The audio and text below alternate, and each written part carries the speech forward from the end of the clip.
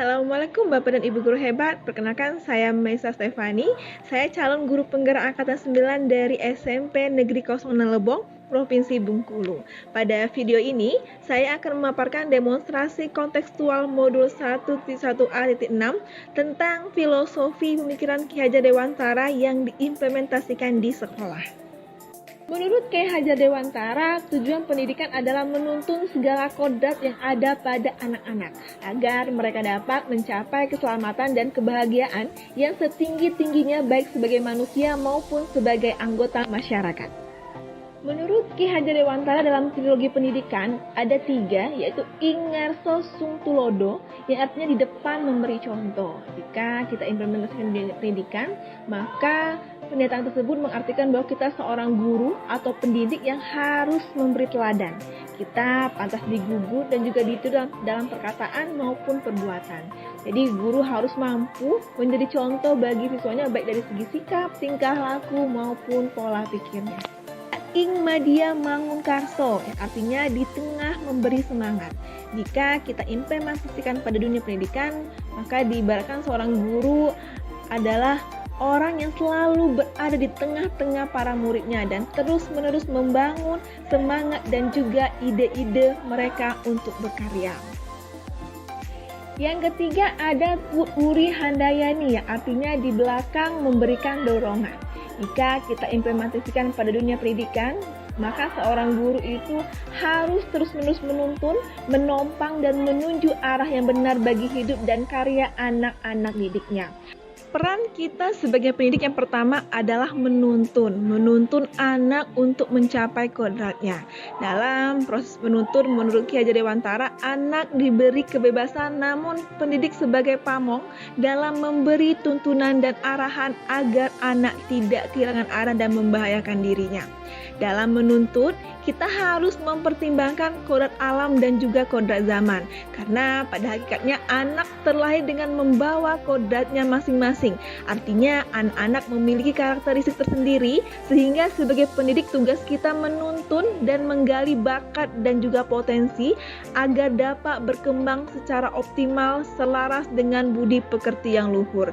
Dan juga tetap berpegang teguh dengan kodrat zaman di mana anak tumbuh di era digitalisasi ini, tapi tidak meninggalkan nilai-nilai luhur akar budayanya. Dalam menuntun laku dan pertumbuhan kodrat anak, Ki Hajar Dewantara mengibaratkan peran pendidik seperti seorang petani atau tukang kebun.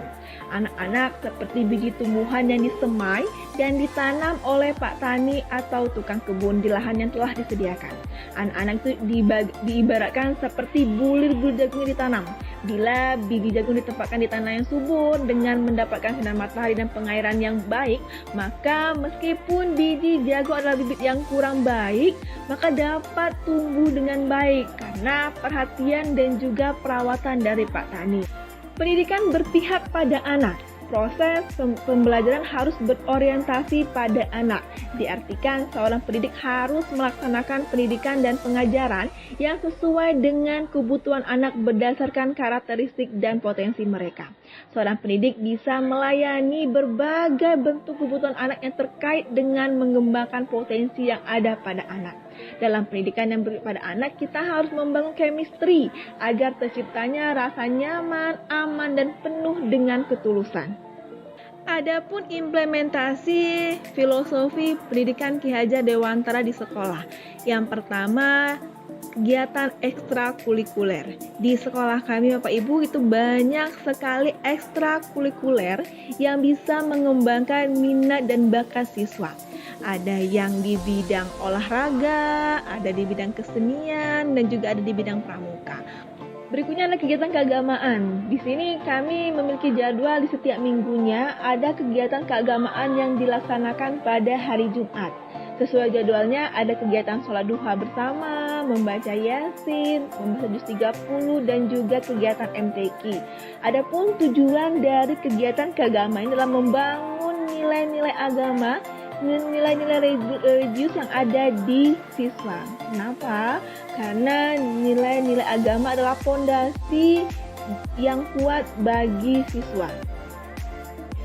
Berikutnya adalah kegiatan pembelajaran dengan metode bervariasi, yaitu dengan memanfaatkan teknologi, alam sekitar, dan media yang tepat. Jadi anak-anak itu dituntun untuk melaksanakan pembelajaran dengan menggunakan media seperti menggunakan media berbasis IT, atau juga bisa menggunakan lab IPA-nya, dan juga bisa menggunakan perpustakaan yang bisa menjadi media dan juga sumber belajar bagi anak-anak. Berikutnya adalah kegiatan pembiasaan 6S, yaitu senyum, salam, sapa, sopan, santun, dan juga senang. Jadi kegiatan ini dilakukan untuk mentransfer nilai-nilai karakter yang berbudi pekerti. Mengimplementasikan pemikiran Ki Hajar Dewantara, yaitu pendidikan yang berpihak anak, kami mengalami tantangan karena ada beberapa guru yang masih belum memahami tentang pemikiran tersebut. Maka kami mencari solusi, yaitu mengajak guru-guru itu untuk bersama-sama melakukan pengembangan diri, seperti mengikuti in-house training, seminar, pelatihan, dan juga webinar.